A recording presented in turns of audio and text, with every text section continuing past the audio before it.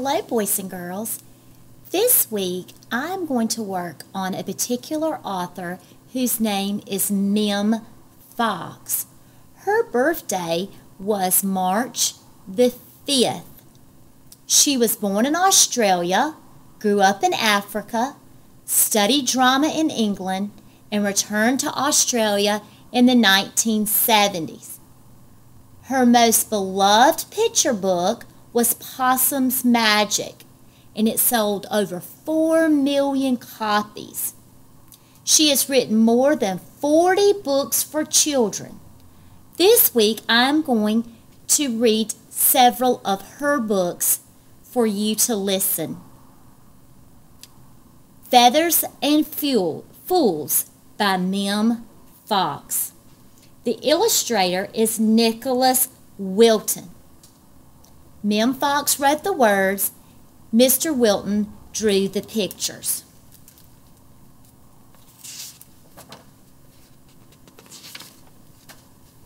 Here's our title page.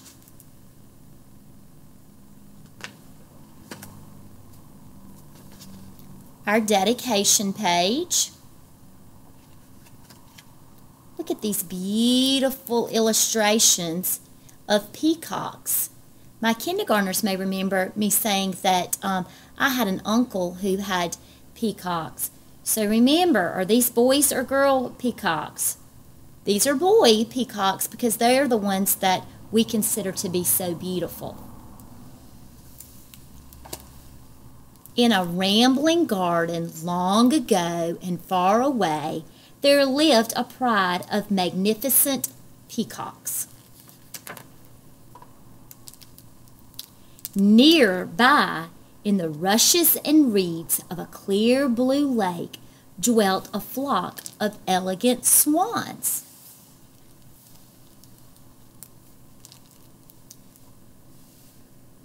Reminds me of the Hans Christian Andersen stories about the swans. They're not usually very beautiful animals until the end. So here are our beautiful peacocks. One day, a peacock, musing on the mysteries of life, said, "How strange that swans should swim! It is fortunate indeed we do not, for we should surely drown." The other peacocks pecked and strutted, contemplating the meaning of this profound observation. Again, the first peacock spoke, "How strange that swans should fly! It is happy indeed that we do not, for we should surely look ridiculous." The other peacocks pecked and strutted again, contemplating the meaning of this second observation. Again, the first peacock broke the silence. "I fear the swans," he said. "They have great strength. If they wished, they could turn us out of our gardens, or make us fly, or force us to swim." Here and there, peacock feathers rustled uneasily. "Alas!" cried one, "no home, no happiness, no life." There followed anxious mutterings and a making of plans. These beautiful, very vivid illustrations. Kind of looks like they're thinking about the swans. That beautiful illustration. At last it came to pass that the peacocks gathered a great quantity of feathers, which they sharpened into arrows and concealed in the shadows of their gardens. "Now we can defend ourselves against the swans," said the first and most foolish peacock, raising his voice that the swans might hear. "We shall hurl these arrows at their throats and slaughter every one should they ever try to change our way of life." Ooh, a little vicious here. The swans in fear heard these fighting words and sharpened feathers of their own in even greater numbers and concealed them cleverly among the rushes and reeds. Okay, so the reeds are like in the pond area. You're studying habitats. You may know that.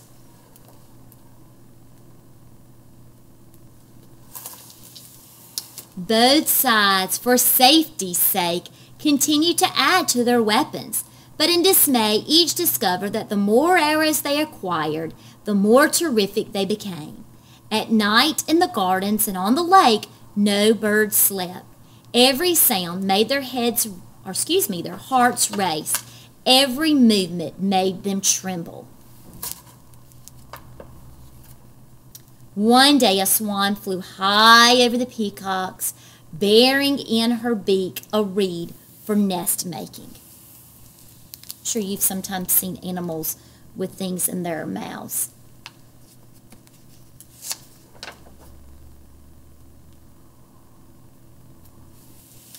The peacocks, in a panic, mistook it for an arrow and, gathering their forces, bore swiftly down upon the lake.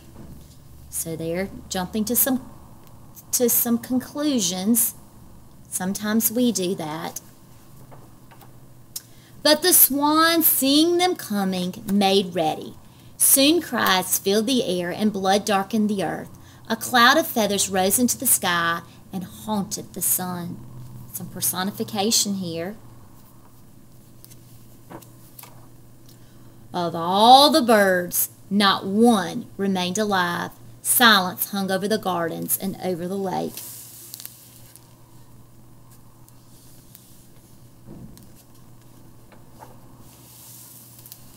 Then in the shadows of the garden an egg hatched, and a small bird staggered out into the stillness.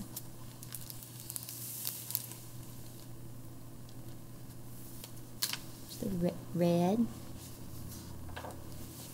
Among the reeds beside the lake a second egg hatched, and another small bird twittered out into the runs.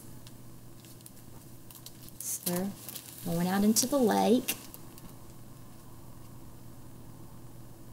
Looks like a firefly here maybe. The eggs hatching. They strutted towards each other, alive with curiosity and trust. "You're just like me," said the first. "You have feathers and 2 legs." "You're just like me," said the second. "You have a head and 2 eyes." Swan, peacock. "Shall we be friends?" asked the first. "Most certainly," replied the second. So off they went together in peace and unafraid to face the day and share the world.